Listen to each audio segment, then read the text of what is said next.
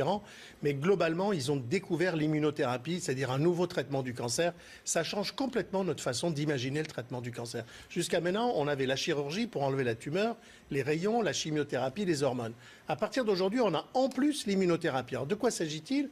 En fait, si vous voulez, dans l'organisme, nous avons des globules blancs qui à la fois attaquent tous les virus, les bactéries, tout ce qui nous attaque pour nous défendre, soit en attaquant directement la bactérie, le virus, soit en sécrétant des anticorps qui tuent les bactéries et les virus. Et ce système, il est fantastiquement efficace parce que nous vivons entourés de germes qui nous attaquent en permanence. Or, nous survivons à ça parce que ce système est merveilleusement efficace. Alors, on ne comprenait pas pourquoi ce système qui est là pour nous défendre contre tout ce qui est dangereux pour nous ne nous défendait pas contre le cancer. Quand on regarde au microscope un bout de cancer chez l'homme, on s'aperçoit qu'il y a plein de globules blancs autour, mais ils dorment. Au lieu d'attaquer les cellules cancéreuses, ils s'endorment. Donc les globules blancs sont endormis. Par les cellules Et c'est pour ça qu'ils ont dit réveiller le système. Parce qu'en fait, on a compris pourquoi ils dormaient. Quand ils s'approchent du cancer, les cellules cancéreuses, qui sont d'une intelligence remarquable, leur crachent à la figure un somnifère.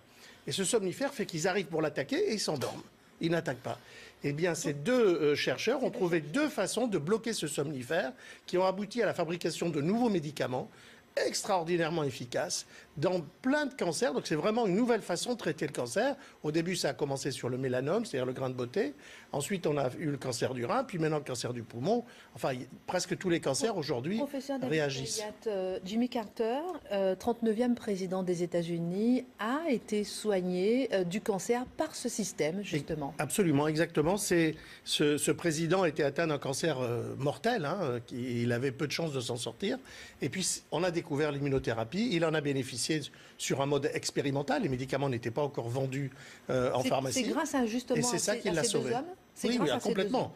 Ah non, mais ces deux hommes, ils ont inventé un truc dingue. Ils réveillent les cellules, les globules blancs, et les globules blancs montrent toute leur efficacité. Ils détruisent les cellules cancéreuses.